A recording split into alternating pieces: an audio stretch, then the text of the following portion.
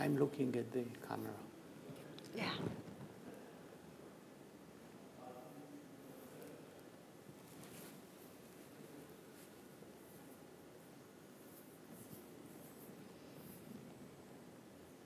Good afternoon. In this program, I'm hosting a very distinguished professor of history from Oxford University, Mr. Gabriel Gorodetsky. Mr. Gorodetsky, thank you very much for being with us. Thank you for inviting me to talk about my new book.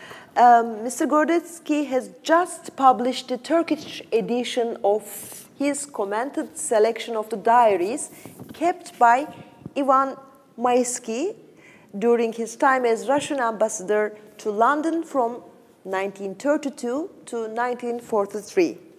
Mr. Gorodetsky, it's a huge book, profound book, and you know, I understand you put 12 years of your life into this work.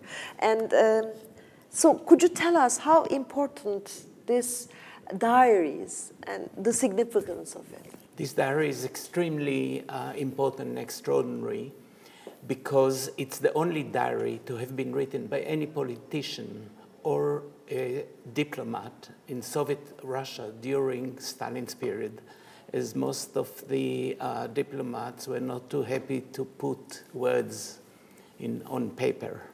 And so it's the only insight we have into the formulation of Soviet diplomacy. Well, at that time, which is, of course, the most dramatic period of the 20th century, perhaps. Exactly. The origins of the Second World War and the war itself. How did you get, find these diaries? Where were they? And why, how you come across with them? Well, I was engaged in a major project on the publication of documents related to the relations between the Soviet Union and Israel, which was done by the two foreign ministries, and I was entrusted with the work. So when we were working in the archives, you can just imagine how surprised I was when the archivist said that there was relevant material in Maisky's diary, and he went into the stocks and brought up the volume for 1941 only, which held already 300 pages. And of course, knowing that there wasn't really anything written at that period, this was a fantastic discovery. So it was serendipity, which very often is the case in research, by sheer chance. Such a luck. But at the time, maybe after the Stalin's time, I think they published a little bit of the diaries, or they published. Maisky himself he survived all the purges during the 30s, but he was arrested at the age of 70, 2 weeks before Stalin's death, and he was actually saved by Stalin's death. But they confiscated all his material, all his private papers and diary, and put the diary in the archives of the Russian Foreign Ministry, arguing that they included too many state secrets that he should not have included. And so Maisky wrote his own memoirs where he used the diary. Okay. So we knew about the existence of it, but it was not actually, it did not become available for researchers until I found it and then brought about the publication. Now I get it better, how important this work is of yours. So what kind of a character Mr. Maisky was, Mr. Maisky? I mean, as a diplomacy, what kind of diplomacy he conducted? Well, Maisky, in fact, was an intellectual, and had there been no Russian Revolution, he would have been a professor of literature, which makes this diary particularly attractive because it's a hybrid of history and literature. And so sometimes it is his memoirs of old days or impressions, a very good observer of British society, incredible description of the royal family, of his contacts with Churchill and other prominent figures, but also with intellectuals such as Bernard Shaw, and H.G. Wells, all of whom were very close to him. So what really characterized his diplomacy, which was very unusual for the time and innovative, and became the basis actually for the modern Soviet diplomacy, was going beyond what was the etiquette of diplomacy at the time. The etiquette was the diplomats spoke with diplomats or with politicians. And he went into the media. He formulated and formed, in fact, a public opinion, which was very unusual for the time. At the time, it was considered to be scandalous. But it became eventually what we now consider to be a good diplomacy. So he was conscious of the fact that he was innovating, in fact, diplomacy, and produced some very important papers, which are included in this diary, of the essence and principles of formulation of foreign policy, which to a large extent are still exercised up to our own days. So interesting, and maybe it's not a coincidence that he was purged later. Of course, there must be a political aspect to it, but his character. Well, the political also aspect to it was that he was a survivor because he was not a Bolshevik. He was a Menshevik, the more moderate socialist, and most of the Mensheviks had been actually purged by Stalin, but he succeeded in actually surviving all the way until he was 70. And then he was really saved by luck. And eventually died at the ripe age of 91 in his bed. And this big volume, which also the same title in Turkish as well, I think English title, Between Stalin and Churchill. I'll just want to put it in Turkish. It will appear in İş Bankası Publishing House. I just wanted to share it. So it is between. It was the times of the war, the big war, and it was between two big figures, and also West and East, yes. Russia and Britain. How do you see the relevance of it today? Because it's the same, again, between West and Russia. We have this interesting relations. Well, there are 2 points which I think are very important that you made. I'll refer, first of all, very briefly to the first one, that this edition is in fact a special edition which I prepared for Turkish publication. It's not actually the same as the English edition. And the full English edition includes the entire diary, which holds about 500,000 words and is published in 3 huge volumes. Now, one has to remember that Maisky was positioned or posted in London, which at that time was considered to be the center of the diplomatic world. And therefore, he dealt not only with matters which related to Anglo-Soviet relations, but also to many other spheres, in particular because he was the sort of a person who initiated policy. He was not the passive diplomat. He actually formulated a lot of the policies which we then associate with Stalin by being extremely innovative in the way that he managed to influence Stalin. So Turkey was an extremely important and rather forgotten chapter of that period, and especially the period before the war, the first 2 years of the war, when England and Russia tried very much to get the Turks involved in the war.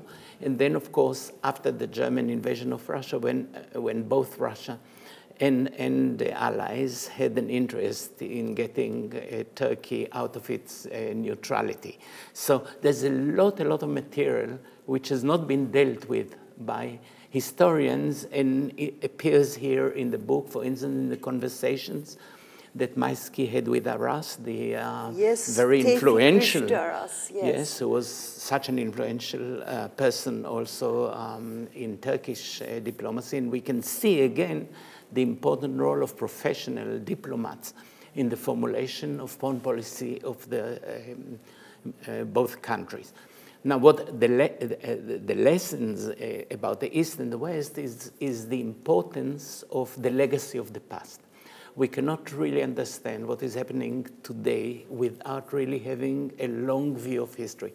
And unfortunately, in our present times, it seems to me that many politicians are actually divorced of the capability of having this more comprehensive view of history. But if you do look into the book, you will see the continuity in, for instance, the Russo-Turkish relations, which goes back to the Tsarist period and hardly changes during the Soviet period despite the new ideology, because it's not the ideology that formulates the policy, but rather geopolitical elements, and those do not change, basically. So at that time, the politicians and others were surrounded by maps and recognition, really, or definition of what national interests were and how they should be pursued. And in order to understand today, one really had to have this longer view. And I hope that this diary may be helpful in a way in that sense. I must confess that I couldn't read the book yet, but looking at it very quickly, I saw that it will help us a lot to understand, because this gives an insight to the actual even psychology of the people involved building up Turkish diplomacy. No, you're absolutely right. And I would add to what I said before, that what you also see is the extent to which preconceived ideas, myth, images, actually appeared to introduce mutual suspicion, and the mutual suspicion very often was stronger than armies on the borders or political moves, and much of it related to the sort of old Western feeling of superiority vis-a-vis the Russians, vis-a-vis the Turks. And you can see there is an incredible description of a meeting between Maisky and Churchill after he had met Inonu in Adana in 1943. And when you read it, you feel the old imperialists. It could have just as much been 1856, the way that he speaks about these conversations with Maisky. And I should add that Churchill had been cultivated by Maisky as part of his unconventional diplomacy, and he became a very close friend of him. And as a result of this, he was invited by Churchill to his home very often. And in Britain, the prime minister at the time did not have to leave records of his meetings with diplomats. Mm-hmm. And so we don't have any records of these meetings, but these meetings lasted for hours, and they were very frequent. And Maisky had a tremendous memory. He could actually write down verbatim whatever happened in the meeting. And so this is the only record we have of those meetings, like the meeting that he has with Arras. And also, even if I quickly look at it, I saw many parallels to today's situation, actually, between Turkey, again, between, let's put it, West, or now it's actually US, but maybe at the time it was United Kingdom, and Russia. And it tries to navigate its position, regarding what's going on in Syria. I know you're a history professor and you don't involve in the daily, politics. But, for example, there was a part where I was, really see the position, because you mentioned Churchill's looking at the things after talking to Maisky regarding his meeting in Adana with Inonu. He was telling that Turkey, if not choosing between sides, there will be, it will be an independent Turkey, but a weak and independent Turkey looking at it. And he actually uses a very colorful, because one of the things is that Maisky brings the language as it was used, and it's a very, not the sort of official language, and he says, well, there is going to be a judgment day at the end of the war. There will be the victors, which will be us, and Russia, there will be US, and United Kingdom. And there will be the defeated with Germany. And then far away, there will be the spectators. Ha, ha, ha, he says. Exactly. And you will be the Turks. You will be the spectators, and you know how we'll treat you, basically. That's what he's saying. So interesting, and also, the way, I don't know, I just felt that as it is like today, maybe, one may put it, Turkey feels much more wants to be much more close to Russia. Turkey is more suspicious than at the time, than about West, than it is about Russia. Do you think so? Am I right?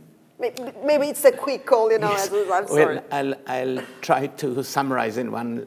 I think the problem of Turkey, or the geopolitical situation of Turkey, was that it sort of sat in between the two major powers always, who had interests which were related to the geopolitical situation, be that the Straits or the access to the Mediterranean and all of that.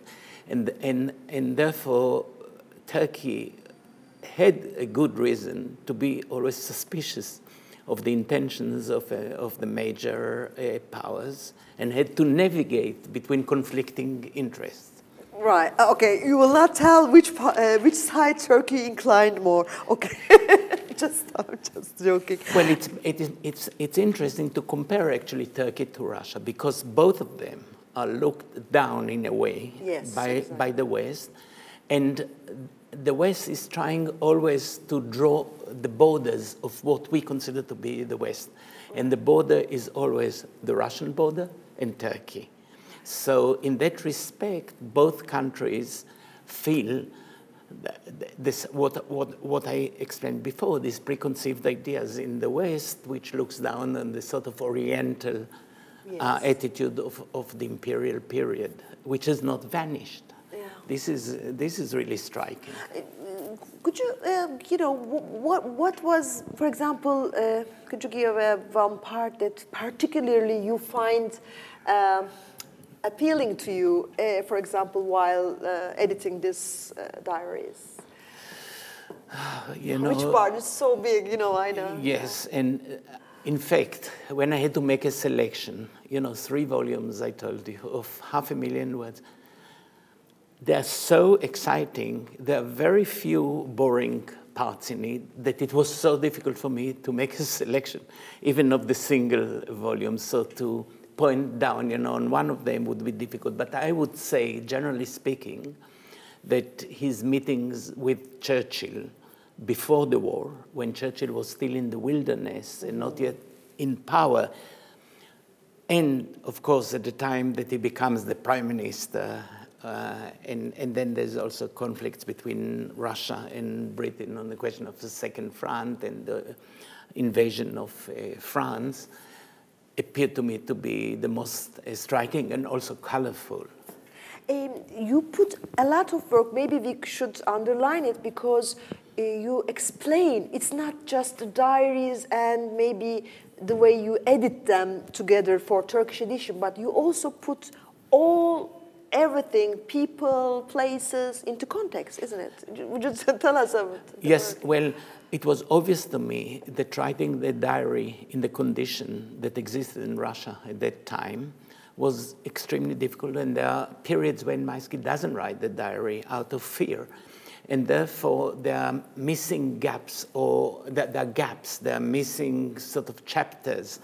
And so what I did, I juxtaposed each of the entry with archival material, both Russian, British, French, and American, and dozens of private papers, and so that I could give the reader the context, because without that context, the reader may be lost in the diary and miss a lot of interesting points. So that's why it took me 12 years, not only laziness. No, I don't think so. And maybe I should say that the translator of the volume, and also the editor also, Deniz Berktay, the translator, and Ali Berktay, I know them. I'm sure they did a good work. It's a fantastic edition. I'm very glad. There are 8 translations of the diary already, but this is one of the striking ones. Oh, very good to hear it from you as well, because it's also like literature. With the English version, I was first looked at it, and it was like he writes novels. He could wrote novels. Yes, he wrote. I mean, really? He wrote novels. And he wrote poetry since the age of 10, As a rather striking example, when he was arrested in 1953 and kept in jail until 1955, they knew that the best way of actually hitting him hard was to deprive him of pen and paper. Because he was a compulsive writer. This is why he wrote, because you could have asked me, why did he write it? But he just could not stop himself from writing, and he had been keeping a diary since a very young age.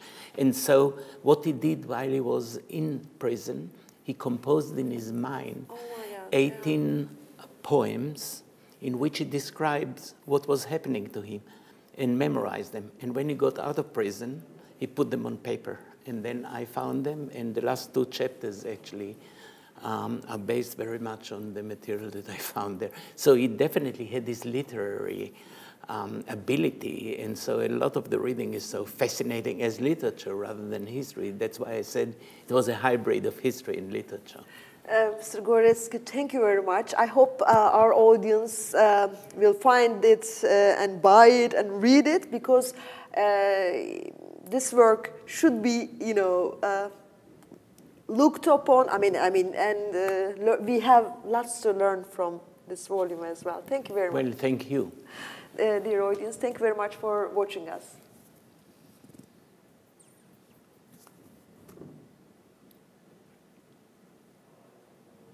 Thank you. You were so good. Thank you. I'm, you know, no, it's no, like it my was. English I sometimes thought went. no, but I thought it